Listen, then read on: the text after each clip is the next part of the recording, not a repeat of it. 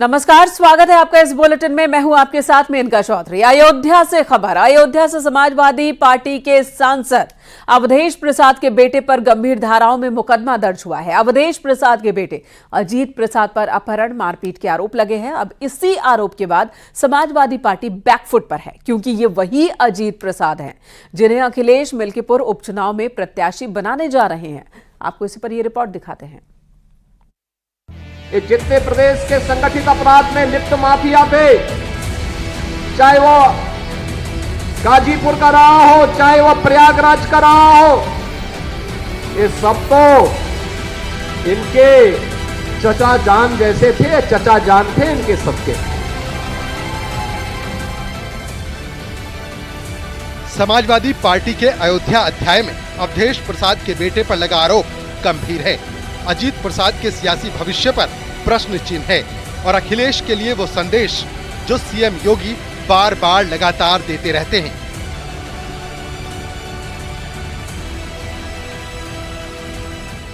एक नई अयोध्या, सूर्य वंश की राजधानी, आज बहनों और भाइयों, सोलर सिटी के रूप में देश की पहली सोलर सिटी हमारी अयोध्या बन रही है। तो ये समाजवादी पार्टी के लोग जो अंधेरे में रहने के आदी हैं, ये कैसे इसको स्वीकार कर सकते हैं? कैसे स्वीकार कर सकते हैं? विकास तो इनके एजेंडे का हिस्सा कभी रहा ही नहीं है। बेशक अवधेश प्रसाद अयोध्या के सांसद बन गए हों, लेकिन अपने बेटे को मिल्कीपुर से विधायक बनाने की चाह वाली राह मुकदमे में उलझ चुकी है, क्योंकि समाजवादी सांसद अवधेश प्रसाद के बेटे पर अपहरण और धमकी देने का आरोप है। अपहरण और मारपीट के आरोप में केस दर्ज हो चुका है। उन पर जमीन की खरीद फरोख्त का विवाद है और खरीदारी में कमीशन को लेकर विवाद बढ़ चुका है। यानी अवधेश प्रसाद के बेटे पर न सिर्फ अपहरण का आरोप है, बल्कि किडनैप के बाद पीड़ित से मारपीट का भी आरोप लगा है। समाजवादी पार्टी के नेता लगातार विवादों में हैं। जहां एक तरफ जाहिद बेग और उनके लड़के पर कार्रवाई हुई, वहीं दूसरी तरफ अब अजीत प्रसाद, जो कि अयोध्या से सांसद अवधेश प्रसाद के बेटे हैं, उनके खिलाफ मारपीट समेत तमाम संगीन धाराओं में मुकदमा दर्ज किया गया है। दरअसल अजीत प्रसाद इससे पहले तब सुर्खियों में आए थे जब समाजवादी पार्टी ने अयोध्या की मिल्कीपुर से उन्हें उपचुनाव में टिकट देने का ऐलान किया था।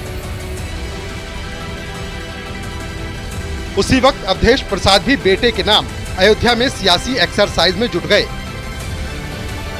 लेकिन अब जब अजीत प्रसाद पर गंभीर धाराओं में मुकदमा दर्ज हुआ है, तो समाजवादी पार्टी एक बार फिर बैकफुट पर आ चुकी है। सांसद जी के बेटे हैं अपने यहाँ जो है फैजाबाद अयोध्या अवधेश प्रसाद, जबरन बैठा लिए गाड़ी पे। उसके बाद में वहाँ से हमको जो है धमकाते हुए लेके चले आए झारखंडी की तरफ। यहाँ से फिर हमको लेके गए जो है वहाँ तहसील के पास।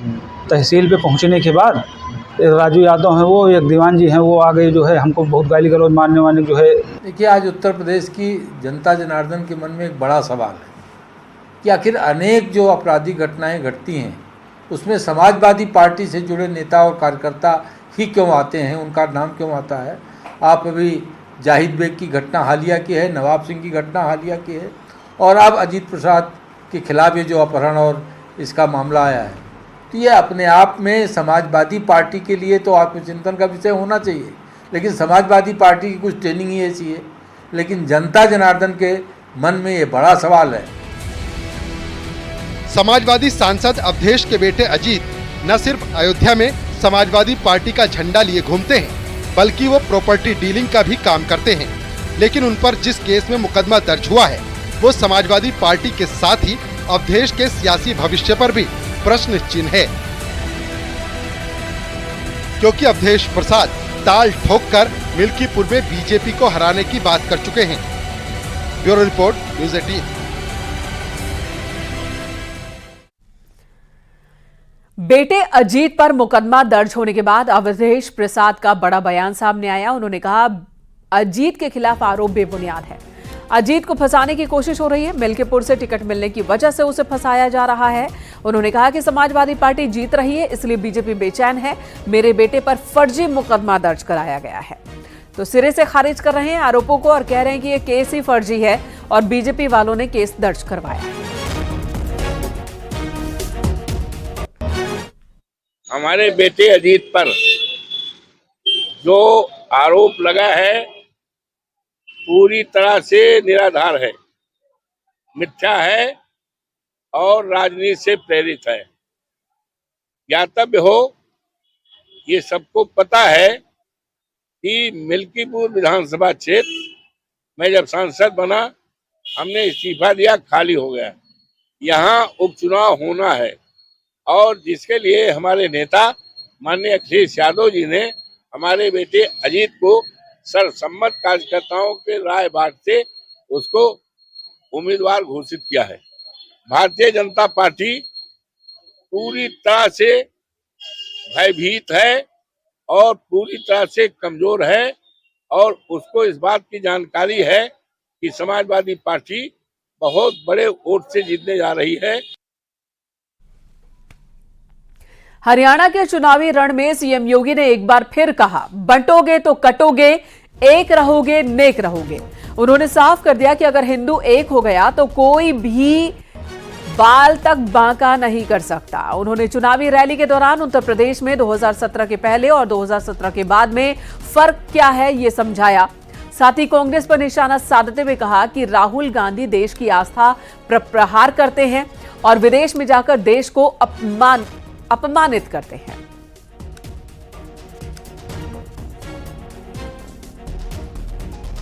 कि बटोगे तो कटोगे,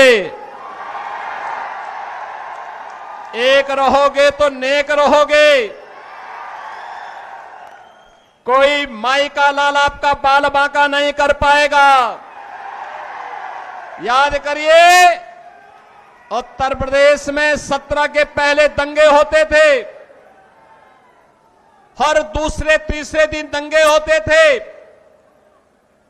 बेटी असुरक्षित थी, बहनें असुरक्षित थी, व्यापारी असुरक्षित थे, उनका कोई सम्मान नहीं होता था। और पिछले 7.5 वर्ष में उत्तर प्रदेश में कोई दंगा नहीं हुआ है, कोई दंगा नहीं हुआ है।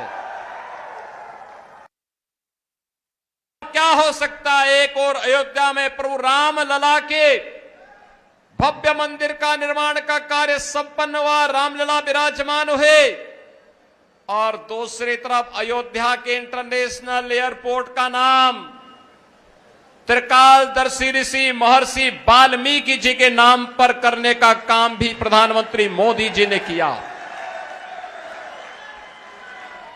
बहनों और भाइयों, मैं इसीलिए कह रहा हूं, ये कांग्रेस हो या इन लोग, ये जितने भी दल हैं, ये अपने परिवारवाद में इतने मस्त हैं।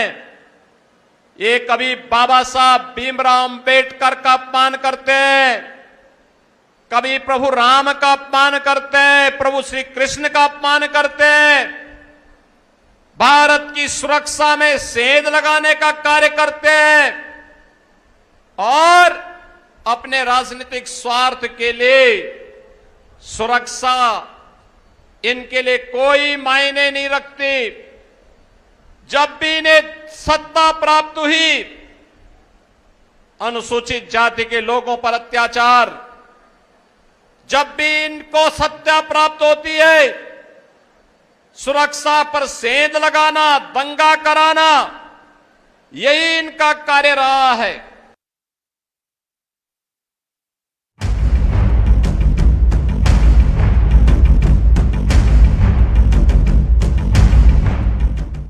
द जूस जिहाद को लेकर गाजियाबाद में महापंचायत हुई। जूस में यूरिन मिलाकर लोगों को पिलाने के मामले में लोनी के टीला गांव में यह महापंचायत बुलाई गई। इसमें साध्वी प्राची और लोनी के बीजेपी विधायक नंद किशोर गुर्जर समेत कई जाने माने लोग शामिल हुए। इस मौके पर साध्वी प्राची समेत कई हिंदूवादी संतों और नेताओं ने अपने खास अंदाज में धर्म विशेष के लोगों पर प्रहार किया। सर्व समाज ने लोनी के बीजेपी विधायक नंद किशोर गुर्जर को 4 मांगों का एक ज्ञापन सौंपा है। इन्होंने थूक जिहाद, यूरिन जिहाद करने वालों की गिरफ्तारी कर उनके खिलाफ एनएसए लगाने की मांग की है। पंचायत में मंच से कहा गया, खाने पीने का सामान हिंदू दुकानों से ही लिया जाए। आपको बता दें, कुछ दिन पहले अंकुर विहार इलाके में यूरिन मिलाकर जूस बेचने का मामला सामने आया था और इसे लेकर हिंदू संगठनों ने काफी हंगामा किया। इसके बाद पुलिस ने आरोपी दुकानदार आमिर और उसके साथी को गिरफ्तार किया, जेल भेजा था।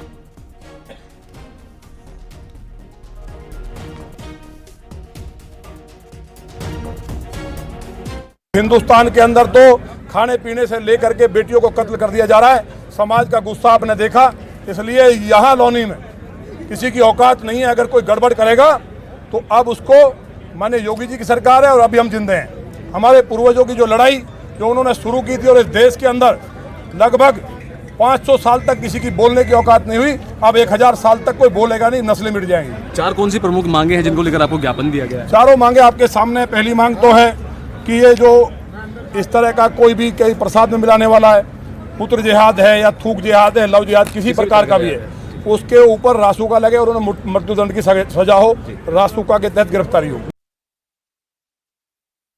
मूत्र एवं थूक जिहाद के विरोध में महापंचायत का आयोजन किया गया। सुबह 10 बजे से लेकर दोपहर 2 बजे तक ये महापंचायत चली। तकरीबन 4 घंटे ये महापंचायत चली थी और यहाँ 36 बिरादरियों के तकरीबन हजारों लोग यहाँ पहुँचे थे। साथ ही कई साधु संत भी यहाँ पहुँचे थे जो कि हिंदू संगठनों से या जो अन्य दलों से ताल्लुकात रखते थे। तस्वीरें आपको दिखाना चाहूँगा। 2 बज चुके हैं, ऐसे में अब यहाँ ये महासभा समाप्त हो चुकी है। ऐसे में गाजियाबाद की जो लोनी विधानसभा है वहाँ से भाजपा विधायक नंद किशोर गुर्जर को सर्व समाज की तरफ से एक ज्ञापन मुख्यमंत्री को के लिए सौंपा गया है, जिसमें 4 उनकी मांगे रखी गई हैं। उन मांगों में साफ तौर पे ये कहा गया है कि बीते 1 हफ्ते के अंदर अंदर जो तमाम मुस्लिम दुकानदार हैं वो अपनी नेम प्लेट लगाएं और जो उनकी जाति है वो उस पर लिखा जाए और अपना नाम भी वहाँ पर लिखा जाए। दूसरी उनकी जो मांग है वो यही है कि जो 2 बच्चों का कानून है उसको भी लाया जाए। इतना ही नहीं, मुस्लिम समुदाय के जो लोग हैं उनमें जो सही लोग हैं वो ऐसे लोगों को चिन्हित करें जो इस तरह के कार्य करते हैं, उनके खिलाफ फतवा जारी करें या उनके खिलाफ कोई दंडात्मक कार्रवाई करे। इतना ही नहीं, ये भी कहा गया है